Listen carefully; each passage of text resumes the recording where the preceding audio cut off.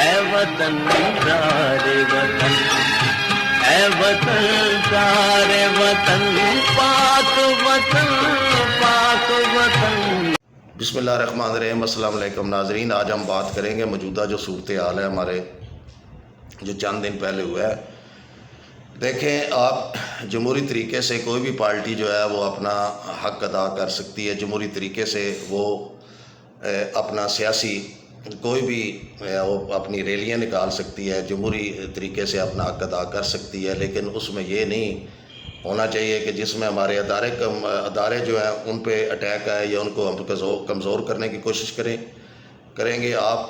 ہم اگر ایسی حرکت کریں گے اس میں ہمارے دشمن بھی شامل ہو جائیں گے اور ہمارا جو ملک ہے اس کا نقصان ہوگا۔ یہ ملک ہے تو ہم ہیں، پاکستان ہے تو ہم ہیں۔ پاکستان بڑی مشکل سے بنایا گیا تھا، اور جب یہ پاکستان بنا تھا اس وقت ہماری ماں بہنیں بیٹوں بھائیوں نے کتنی قربانیاں دی تھی، یہ ملک بنا تھا، اور ہمیں اپنی آرمی پر فخر ہے۔ اور ہماری آرمی جو ہے وہ اپنے ملک کے لیے اس نے ہر قربانی آج تک دی ہے۔ اس ملک میں جب بھی مشکل آئی ہے ہماری آرمی سب سے آگے ہے، چاہے وہ زلزلے کی صورت میں آئی ہے، چاہے وہ سیلابوں کی صورت میں ہے، چاہے کسی اور کی کوئی بھی حالات ملک کے ہوئے ہیں، تو ہماری آرمی ہمارے جوانوں نے اپنی جان کا نذرانہ دیا ہے۔ اور آپ دیکھیں کہ روزانہ کی بنیاد پر کچھ نہ کچھ سرحدوں پر ہوتا ہے اور ہمارے جوان شہید ہوتے ہیں۔ وہ بھی تو ماؤں کے بیٹے ہیں، وہ بھی تو بہنوں کے بھائی ہیں، ان کے بھی بچے ہیں جو ہمارے لیے جانوں کا نذرانہ دیتے ہیں، ہم اپنے ملک کے لیے دیتے ہیں۔ تو کیا ایسے اب جو اپنی آرمی ہے اس کے خلاف ہم کھڑے ہو جائیں اور اپنی آرمی کا ساتھ نہ دیں؟ ایسے ہمیں اپنی آرمی کا ساتھ دینا چاہیے، ہمیں اپنی آرمی کے ساتھ بالکل چلنا چاہیے۔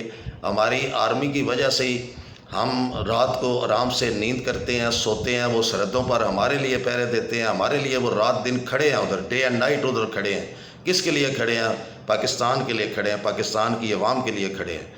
اس لیے ہمیں اپنے ادارے جو ہیں مضبوط کرنے چاہیے۔ جب ہم خود ہی ایسی حرکتیں کریں گے تو دوسرے ملکوں کو کیا میسج جائے گا؟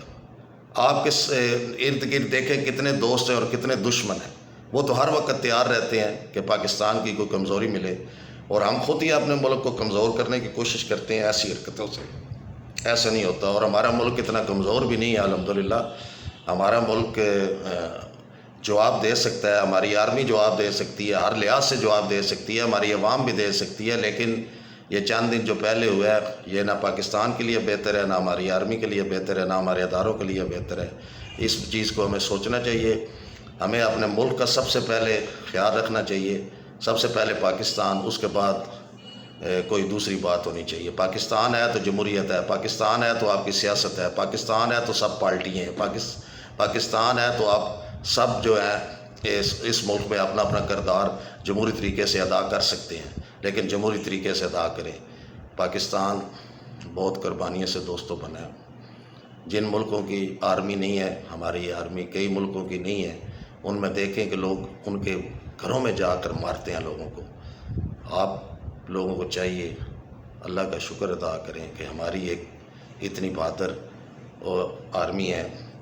ہمارے ملک کی آرمی نے ہر مشکل گھڑی میں عوام کا ساتھ دیا ہے، تو اس لیے ہمیں اپنے ملک اور اپنی آرمی اور اپنے اداروں کے لیے مشکلیں نہیں پیدا کرنی چاہیے، آسانیاں پیدا کرنی چاہیے اور ان کا ساتھ دینا چاہیے۔ جب ہم سب ایسے ایک ہوں گے تو کوئی دنیا کی کسی طاقت کی ضرورت نہیں ہوگی کہ آپ کی طرف میلی آنکھ سے بھی دیکھے۔